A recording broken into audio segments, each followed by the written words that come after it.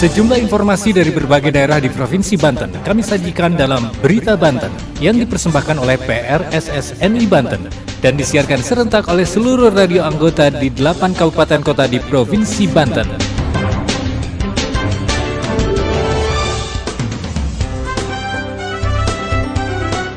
Anda kembali bersama kami di Berita Banten PRSSNI Banten edisi hari ini, Senin 24 Oktober 2022. Sejumlah informasi dari berbagai wilayah di Provinsi Banten kami hadirkan kembali untuk Anda yang disiarkan serentak oleh seluruh radio anggota di 8 kabupaten kota di Provinsi Banten. Dan inilah sejumlah informasi utamanya. Pemprov Banten berikan KDD kepada seluruh Khalifah MTQ Nasional ke-29 asal Banten. Pemkot Serang deklarasikan gerakan stop buang air besar sembarangan di kota Serang. Kadinkes Kota Cilegon tanggapi kasus gagal ginjal pada anak balita di Indonesia. Bersama saya Aldi Akbar, inilah Berita Banten selengkapnya. Pendengar, dalam rangka memperingati Maulid Nabi Muhammad SAW 1444 Hijriah dan Hari Santri Nasional, pemerintah Kota Cilegon menggelar tabligh akbar dengan tema Cilegon Kota Santri, Cilegon Kota Baja yang modern dan bermartabat di alun-alun Kota Cilegon hari Sabtu yang lalu. Tabligh akbar juga dirangkaikan dengan gema sholawat tersebut dihadiri oleh Wali Kota Cilegon Heldi Agustian, Wakil Wali Kota Cilegon Sanuji Pentamarta, Kepala Kantor Kementerian Agama Kota Cilegon, unsur Forkopimda, dan pimpinan Pondok Pesantren se-Kota Cilegon. Kegiatan tabligh akbar tersebut menghadirkan dua penceramah, yaitu Habib Ali bin Abu Bakar Asgaf dari Gresik, Jawa Timur, dan Al-Habib Husein bin Muhsin Alatas dari Cileungsi, Jawa Barat, serta Qori Internasional Roy Rizal Fikri. Wali Kota Cilegon Heldi Agustian dalam sambutannya menyampaikan bahwa kegiatan ini sebagai bentuk kepedulian pemerintah Kota Cilegon terhadap santri di Cilegon. Heldi berharap santri Kota Cilegon dapat berkontribusi dalam membantu perkembangan Kota Cilegon, terutama dalam hal memberikan doa untuk pemerintah Kota Cilegon. Sementara itu, pendengar, pejabat Gubernur Banten Al-Muktabar memberikan KDD kepada seluruh Khalifah asal Banten yang mengikuti MTQ Nasional ke-29 di Banjarmasin. Penyerahan KDD diserahkan secara simbolis pada acara peringatan Hari Santri Nasional tahun 2022 di lapangan Apel Sekda Banten. Berikut laporan Reni Susan dari Radio Mega Suara Serang. Penjabat Gubernur Banten Al-Muktabar memberikan KDD kepada seluruh kafilah MTQ Nasional 29 di Kalimantan Selatan. Penyerahan KDD diserahkan secara simbolis pada upacara peringatan Hari Santri tahun 2022 di lapangan apel Sekretariat Daerah Provinsi Banten Jalan Syekh Nawawi Al-Bantani KP 3B 45 Curug, Kota Serang, Sabtu 22 Oktober 2022. KDD diberikan Al-Muktabar kepada seluruh kafilah yang berjumlah 54 orang. Al-Muktabar mengatakan, pada hari yang berbahagia untuk santri dan segenap masyarakat Indonesia, dirinya memberikan apresiasi atas perjuangan dan dedikasi para kafilah MTQ Nasional 29 Provinsi Banten di Kalimantan Selatan. Al-Muktabar memaparkan, dirinya turut serta mengantarkan, memberikan semangat dan menyertai kafilah pada pembukaan MTQ Nasional 29 di Kalimantan Selatan yang dibuka Wakil Presiden RI Ma'ruf Amin. Dirinya menghargai dan mengapresiasi atas segala upaya yang sudah dilakukan para kafilah untuk Provinsi Banten. Al-Muktabar menerima atas hasil dan keputusan yang telah ditetapkan, serta mengakui adanya hal-hal yang perlu diperbaiki. Dirinya akan melakukan apa yang harus diperbaiki tersebut. Selanjutnya, Al-Muktabar sedang mempersiapkan sejak dini untuk meningkatkan prestasi menghadapi MTQ Nasional mendatang.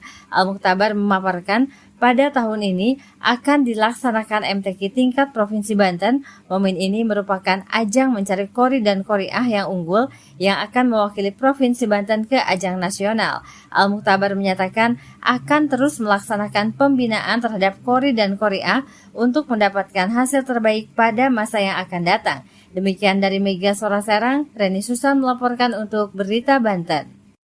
Pendengar, menanggapi maraknya kasus gagal ginjal akut pada anak balita di Indonesia, Kementerian Kesehatan RI meminta Dinas Kesehatan Kota Cilegon melakukan sosialisasi terkait kasus gagal ginjal tersebut kepada masyarakat. Di antaranya segera membawa anak ke puskesmas terdekat apabila ada gejala-gejala mencurigakan pada anak.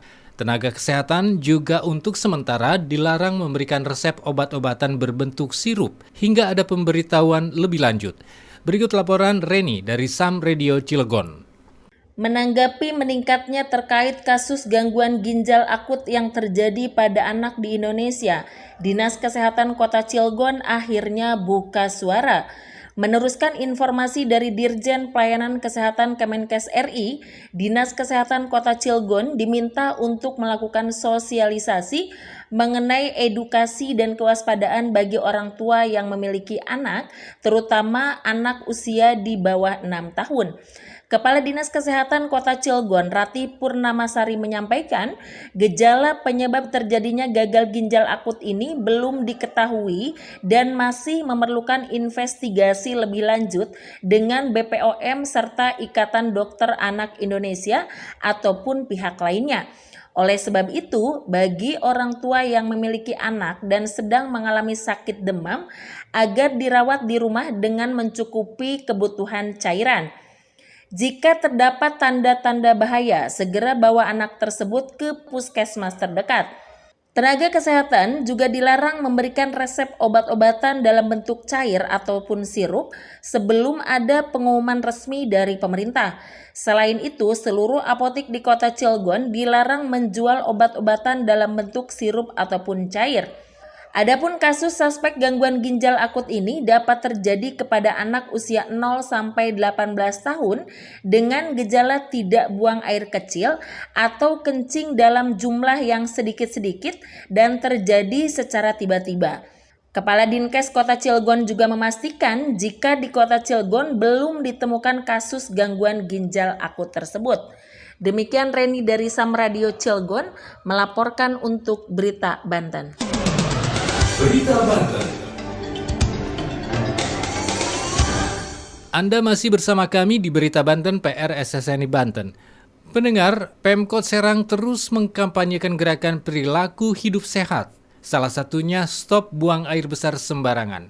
Menurut data statistik, saat ini masih cukup banyak masyarakat Kota Serang yang belum memiliki sanitasi atau jamban di rumahnya masing-masing. Berikut laporan Asri Aulia dari Radio Ramaloka, Serang. Pemerintah Kota Serang mengadakan deklarasi stop buang air besar sembarangan dan perilaku hidup sehat bagi warga di Kota Serang yang belum memiliki jamban atau sanitasi. Saat ini terdapat 643 warga Kota Serang masih melakukan kegiatan tidak sehat dengan membiasakan buang air besar sembarangan. Wali Kota Serang Safrudin mengatakan hingga saat ini di Kecamatan Serang terdapat 643 warga yang tidak memiliki jamban atau sanitasi di rumahnya masing-masing. Sementara Kecamatan Kasemen menjadi kecamatan yang paling banyak menyumbang jumlah masyarakat yang sering melakukan kegiatan buang air besar sembarangan. Dikarenakan daerah tersebut didukung faktor tempat seperti kali yang besar dan lahan perkebunan yang luas.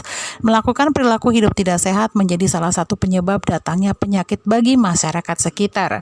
Safrudin meminta kepada lurah dan camat lainnya di Kota Serang bisa mencontoh Kecamatan Cipocok Jaya yang sudah menjalankan perilaku hidup sehat pada warganya. Sementara Camat Kota Serang Masyudi menjelaskan dari 12 kelurahan yang ada di Kecamatan Serang masih melakukan perilaku hidup tidak sehat. Saat ini masyarakat yang sudah berperilaku hidup sehat adalah Kelurahan Serang, Lopang, dan Kota Baru.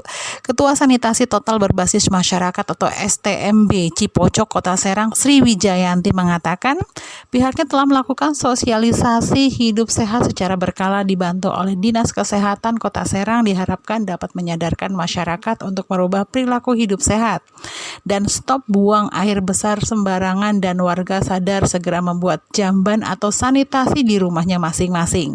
Demikian berita sekitar Banten, saya Asri Aulia Rahman dari Ramaloka melaporkan untuk Berita Banten. Demikian sejumlah informasi yang telah kami sajikan di Berita Banten kali ini. Saya Aldi Akbar. Sampai jumpa. Terima kasih Anda telah mendengarkan Berita Banten yang dipersembahkan oleh PRSSNI Banten.